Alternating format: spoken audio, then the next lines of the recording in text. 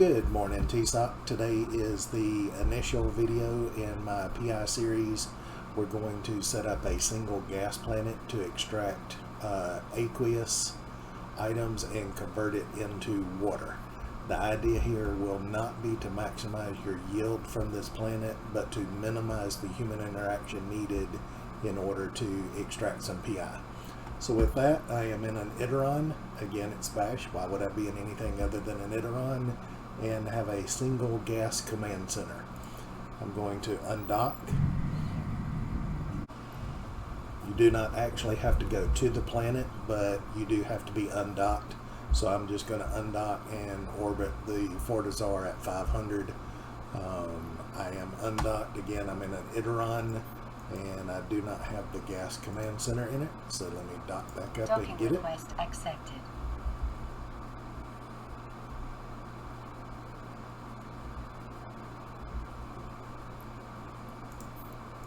Gotta put the command center in the Iteron.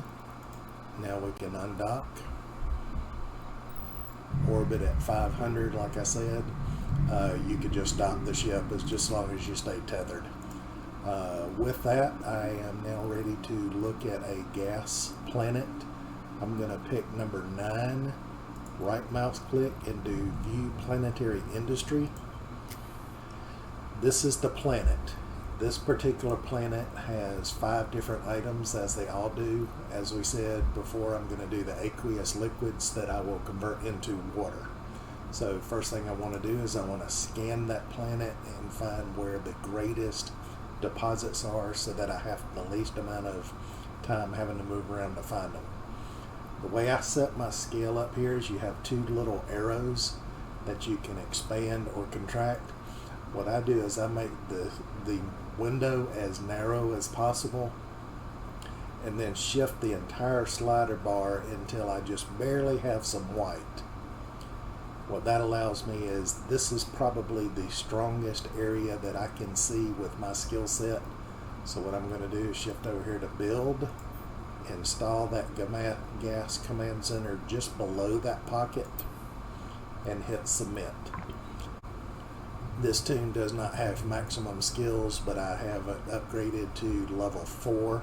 So what I'm going to do is go ahead and upgrade that command center to level 4, and that will be more than sufficient for this type of planet. The very next thing that I do is I install an extractor unit. You see a big old circle around it, and that's the area that you can extract from. The extractor heads stay within that boundary, so what I try and do is get as much of the white as I can and still be real close to the command center. So we're going to do that. We'll save it, and now I will start up the extractor unit. Okay, we've got the extractor unit there. I'm going to start it up. Very first thing is I'm going to tell it what I want to extract, and we're going to pick aqueous liquids. The way I do it is I set mine up on a 7-day cycle. This bar will allow you to go up or down on it. Once you get it set to 7 days, turn on all of the extractor heads. This takes an amount of power in CPU. Depending on your skills, you may not be able to turn all of them on, but do as many as you possibly can. 10 is the limit on an extractor, so again, with this tune, the skills, I can turn on all 10. You'll notice the red numbers, it's where the bubbles overlap. Any overlap reduces your yield, so what I'm going to do is just start spreading out my bubbles, the extractor heads. What I try and do is put as much as possible into the white. I don't get real overly concerned with it if it's perfect or not, but I do try and make sure none of the bubbles overlap with each other, because that's an immediate hit on yield. So now you can see I've got it spread out pretty well, and at that point I'm going to start the extraction. What it's doing now is it's extracting the aqueous liquids out of the white spots and bringing them to the extractor control unit. The next thing is the aqueous liquids actually have to be dropped somewhere. The way I do it is go ahead, submit, and commit to what I just did, and I will install a storage facility. Let me zoom in a little closer so you can see where I put it. always put it just below the extractor control unit. Again, hit submit. Now you have to link these two together.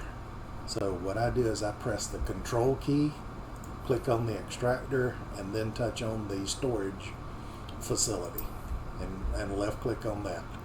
Submit again. Alright, so now we have created some basic facilities that will create water as soon as they get some aqueous liquids going into them. Notice there is nothing going into these yet. That's why there are still some red circles around them. What I have to do is wait on some aqueous liquids to show up in the storage facility before I can tell it where to send them. Since I don't have any yet, it's going to be a little bit more difficult to set that link up. So what I'm going to do in the meantime while I'm waiting, I'm going to go ahead and create a number of additional basic industry facilities.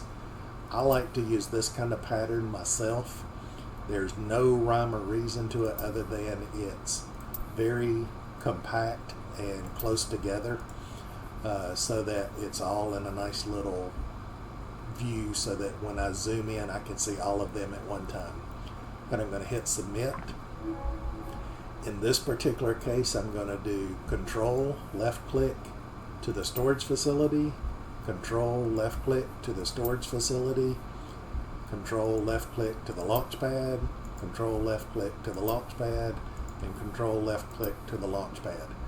The reality is it doesn't matter other than I make these roads as short and compact as possible.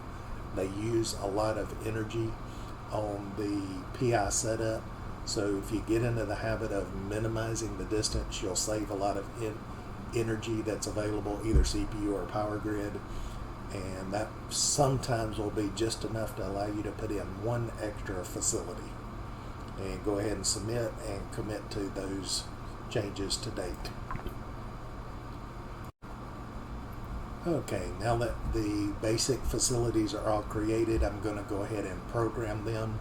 Again, it's just a left click, install, left click, create route, submit. Left click, install, left click, create route, submit. And just repeat that through all of the ones that have not yet been programmed to create water. And we'll just kind of blast through this real quick.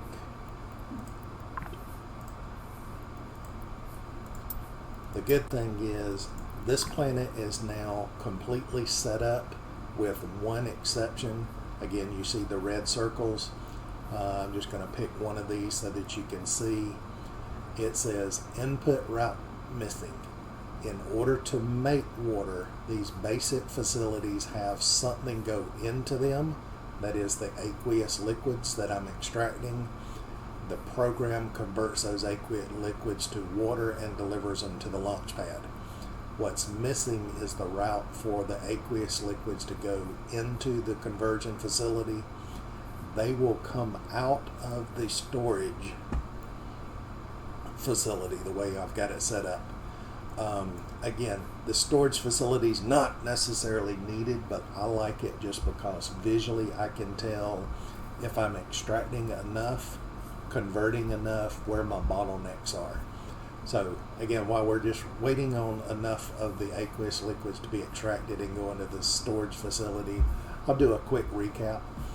The extractor unit is taking aqueous liquids from the planet and storing them into a storage facility.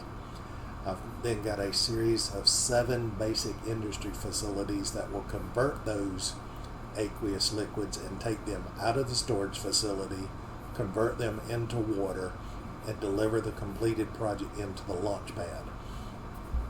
Once we have some of those completed, I will show you the process of getting the water from the planet to a custom office out into space where you can then pick them up and deliver them to market and convert to money. So for now, we'll pause and let this process for a little while until we actually have some aqueous liquids in the storage facility.